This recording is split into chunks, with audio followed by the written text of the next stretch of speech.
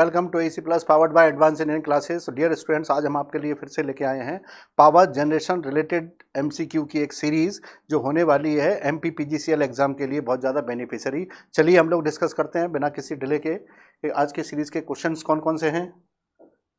पहला question, Sagar Samriddhi project has been started by which energy company in India. Sagar Samriddhi परियोजना भारत के किस ऊर्जा कंपनी द्वारा प्रारंभ की गई। भारत में जो ऊर्जा कंपनियां हैं इनके बारे में आपने पढ़ा होगा। भारत में सारी ऊर्जा कंपनियां हैं, उनमें सबसे फेमस है ओएनजीसी, जिसको कहते हैं oil and natural gas. ONGC ये बहुत कॉरपोरेशन लिमिटेड है, ये बहुत अच्छी कंपनी है और इट वाज सेटअप इन 1956। इसको 1956 में बनाया गया और इसका हेड ऑफिस है देहरादून में and its headquarter is located in Dehradun. Next one is BPCL, Bharat petroleum corporation limited. तो भारत पेट्रोलियम कॉर्पोरेशन लिमिटेड है और इसको बनाया गया था 1976 में। इसका हेडक्वार्टर है मुंबई महाराष्ट्र और ये है Dehradun UK. Next one is Chennai petroleum corporation limited.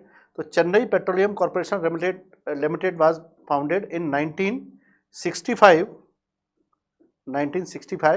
and its headquarter is in Chennai. while Bharat Oman refinery limited, इसको बनाया गया था 1994 में और इसका हेडक्वार्टर है बीना एमपी, मध्य प्रदेश के बीना में इसको बनाया गया था और ये 1994 में बनाया गया था। तो अभी पूछा है सागर समृद्धि प्रोजेक्ट क्या है।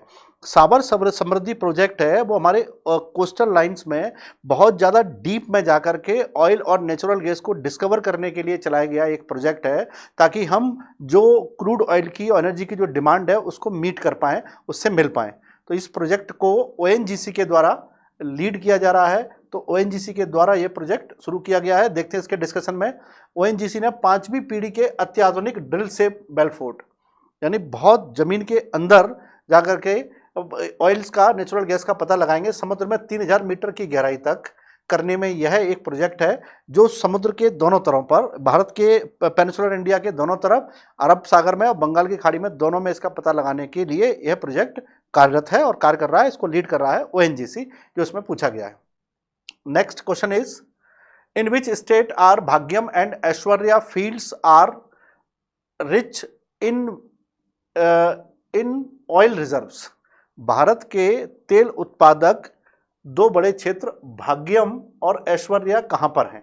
अगर आप लोगों ने पूरी पुरानी स्लाइड्स देखी हैं तो आपको पता होगा पुराने लेक्चर्स में कि भाग्यम, ऐश्वर्या और मंगला ये तीनों भारत के प्रमुख तेल उत्पादक क्षेत्र हैं जो राजस्थान में स्थित हैं। तो इसका सही आंसर है राजस्थान। राजस्थान के 3 बड़े फेमस एरिया हैं, मंगला, ऐश्वर्या और भाग्यम, जहां से ऑयल, क्रूड ऑयल निकाला जाता है। तेल प्रोड्यूसिंग एरियाज हैं, जैसे कि असम में नाहरकटिया है, सूरमा वैली है, डिगबोई है। ऐसे ही राजस्थान के ये बड़े क्षेत्र हैं। इसका डिस्कशन देखते हैं क्या लिखा हुआ है। राजस्थान में मंगला क्षेत्र, भाग्यम व ऐश्वर्य क्षेत्रों में भी तेल के प्रचुर भंडार हैं। इन तीनों क्षेत्रों में संयुक्त रूप से निकासी योग्य तेल के भंडार 1 अरब बैरल अंकलित किए गए हैं, यानी बड़ी संख्या में यहाँ पर तेल उपलब्ध है।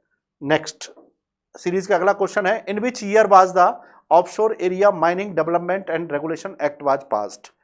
अपतटीय क्षेत्र खनन विकास नियमन अधिनियम 1957 में पारित किया गया था और अतः इसका आंसर, एक्चुअली इसका आंसर होगा 1957।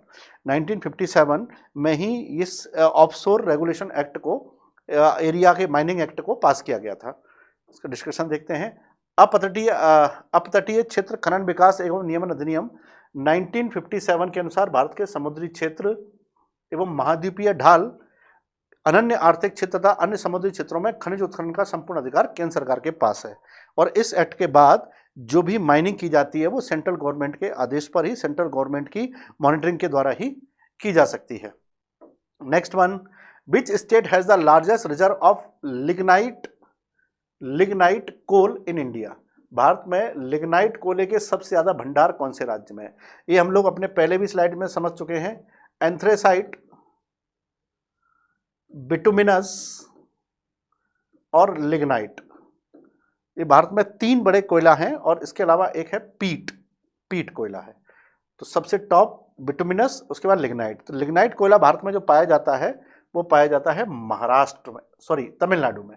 Tamil Nadu is the biggest reserves, Tamil Nadu has the biggest reserve about the lignite coal in India. और मैंने जैसा कि बताया, इसका डिस्कशन देखते हैं पहले।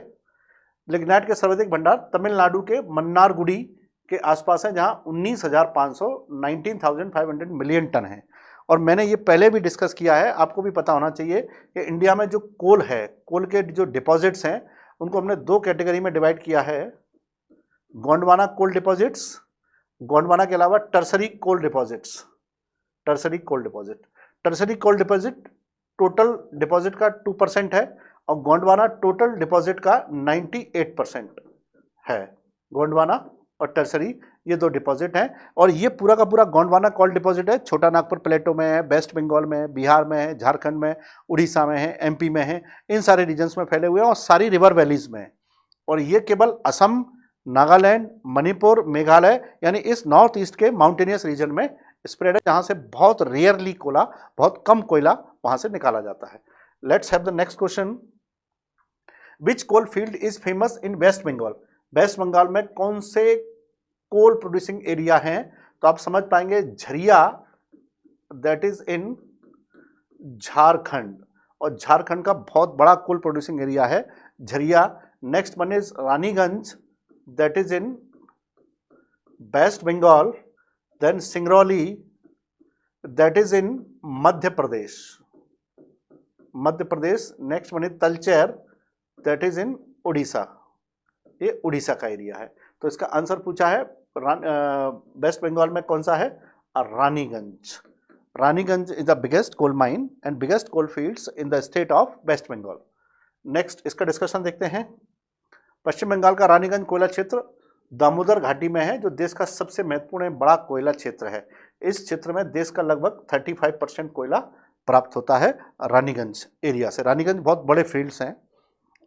Next one, where is the Chandni thermal power station located? Chandni ताप विद्युत केंद्र थर्मल पावर स्टेशन है, that is located in the district of Burhanpur, Madhya Pradesh. District of Madhya Pradesh Burhanpur में स्थित है। It was founded in 1953 and at the time of its establishment its capacity was only 17 megawatt. Now in presently it has the capacity of 177 megawatt। और इसका जो electricity produce होता था, पूरा supply होता था न्यूज़पेपर प्रिंट जो फैक्ट्री है नेपानगर की, वहाँ के लिए, नेपानगर न्यूज़पेपर फैक्ट्री के लिए पूरा का पूरा सप्लाई होता था। चांदनी ताप विद्युत केंद्र यह बुरहानपुर के नेपानगर में स्थित मध्य प्रदेश का प्रथम ताप विद्युत केंद्र है, जिसकी स्थापना 1953 में की गई। यहाँ से पहली मात्र 17 मेगावाट और प्रेजेंट में 177 मेगावाट इसकी क्षमता है, जो नेपानगर के अखबारी कागज के कारखाने को सप्लाई करती है। अखबारी कागज के कारखाने के लिए इसको लगाया गया था बुरहानपुर में। चलिए next, Gandhi Sagar hydroelectric power station was establish under which river dam project? तो गांधी सागर, आपको पता है कि चंबल रिवर पर 3 प्रोजेक्ट हैं, गांधी सागर, जवाहर सागर, जवाहर सागर और राणा प्रताप सागर। राणा प्रताप सागर ये तीनों चंबल पर प्रोजेक्ट हैं। ये 1960 के हैं और ये 1970 का प्रोजेक्ट है। तो गांधी सागर प्रोजेक्ट कहाँ पर है? चंबल नदी पर बना हुआ है। और याद रखेंगे, जो एमपी का पहला हाइड्रो इलेक्ट्रिक पावर स्टेशन है, एमपी का पहला हाइड्रो इलेक्ट्रिक पावर जो स्टेशन बनाया गया है, वो गांधी सागर डैम पर ही बनाया गया था 1960 में। चलिए नेक्स्ट इसका डिस्क्रिप्शन देखते हैं। यह मंदसौर की भानपुरा के पास चंबल नदी में स्थित मध्य प्रदेश का पहला जल विद्युत केंद्र है, देखा हुआ है इस पर। और 1960 में चंबल नदी बांध परियोजना के तहत की गई थी और यहाँ से राजस्थान को 50% विद्युत की सप्लाई की जाती है। एमपी और राजस्थान दोनों का संयुक्त है ये। Next one, Rewa ultra mega solar power plant has been established with the help of which organisation? Rewa में जो अल्ट्रा मेगा सोलर प्लांट लगाया गया है, उसको किस इंस्टीट्यूशन, किस संस्था की मदद से एस्टेब्लिश किया गया है? तो उसमें देखते हैं वर्ल्ड बैंक। वर्ल्ड बैंक ने इसके लिए काफ़ी फंडिंग की है और उसने हेल्प किया है लेकिन यहाँ आपको जानना जरूरी ये है कि world bank is not a single organisation. World bank में IBRD, IDA, IFC, ICSID and MIGA, ये 4 इंस्टीट्यूशंस को मिला करके इनको कहा जाता है वर्ल्ड बैंक ग्रुप। ये 5 इंस्टीट्यूशन मिला करके वर्ल्ड बैंक ग्रुप बनता है। और इसी जो वर्ल्ड बैंक ग्रुप है जिसमें IBRD 1944 का है, IDA की अगर हम बात करेंगे तो ये 1960 का है, IFC 1956 का है, ICSID 1966 का है और MIGA 1988 का है। तो इन सारी ऑर्गेनाइजेशन को अगर मैं मिक्स कर दूंगा तो उसको कहते हैं वर्ल्ड बैंक ग्रुप। तो world bank is not a single group, लेकिन इसकी अगर पेरेंटल कोई बॉडी है तो पेरेंटल बॉडी है IBRD, international bank of reconstruction and development. ये इसकी पेरेंटल बॉडी है इसकी वर्ल्ड बैंक की। देखते हैं next. Rewa ultra mega solar power plant यह राज्य का सबसे बड़ा सोलर प्लांट है जो विश्व बैंक की सहायता से लगाया गया 750 मेगावाट और गुड़ तहसील, गुड़ उसका जो एरिया है वहां पर इसको लगाया गया है। नेक्स्ट क्वेश्चन देखते हैं। Welspun solar project is located in which district of Madhya Pradesh. जैसा कि आप जानते हैं नीमच में वेल्सपर कंपनी ने एक बड़ा सोलर प्रोजेक्ट लगाया गया है और ये बहुत बड़ा प्रोजेक्ट लगाया गया है क्योंकि इसको वेल्सपर कंपनी ने बहुत ज़्यादा फंडिंग की है और इस प्रोजेक्ट ने ही मध्य प्रदेश में सोलर पावर प्रोडक्शन को बहुत ज़्यादा बढ़ावा दिया है। डिस्क्रिप्शन देखते हैं। कंपनी के सहयोग से मध्य प्रदेश के नीमच डिस्ट्रिक्ट में स्थापित किया गया है और वेल्सपन एक बड़ी कंपनी है जो केवल सोलर के क्षेत्र में ही नहीं, टेक्सटाइल्स और स्टील के क्षेत्र में भी कार्य करती है। Next one, where is the Anuppur thermal power station located. Anuppur thermal power station, तो Anuppur thermal power station located है अमरकंटक में, अमरकंटक में। और ये थर्मल पावर है और ये थर्मल पावर कोल बेस्ड है, कोल बेस्ड है यानी कि कोयले का यूज करते हैं किसके लिए, स्टीम को जनरेट करने के लिए, स्टीम को बनाने के लिए। तो अनूपपुर में स्थित एक थर्मल पावर प्रोजेक्ट है।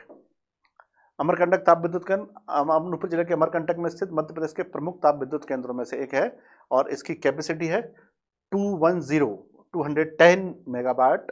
तो हम लोग, ये सीरीज है जिसका आज का डिस्कशन था, इसमें जो कुछ क्वेश्चन हैं उनका डिस्कशन है, इनको आप लोग याद रखिएगा, एग्जाम में से रिलेटेड क्वेश्चन आ सकते हैं।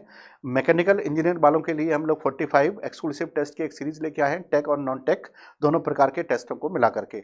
Not for mechanical, while there is availability for electrical engineering also, the same series of 45 test की एक्सक्लूसिव सीरीज है जो टेक और नॉन टेक दोनों प्रकार के प्रश्नों को समाहित करती है। इसके अलावा जो कुछ मैंने डिस्कशन किया आपके साथ, जो क्वेश्चन डिस्कस किए हैं उससे रिलेटेड जो भी हमारा डिस्कशन था उसकी आप डाउनलोड कर सकते हैं उसकी PDF ACE प्लस से या YT डिस्कशन चैनल से, जो कि टेलीग्राम का एक पब्लिक चैनल है जहां पर आप अगर सब्सक्राइब करते हैं तो आपको पुराने वीडियोस की लिंक भी मिल जाएगी। पुराने वीडियोस के लिए आपको PDF भी मिल सकते हैं जिस पर मैंने उसको शेयर कर दिया है। तो आप इसको keep studying for the exam of MPPGCL। We will bring another series of test, another series of questions for the purpose of your exam. Since then, best of luck for your exam and keep studying. Thank you.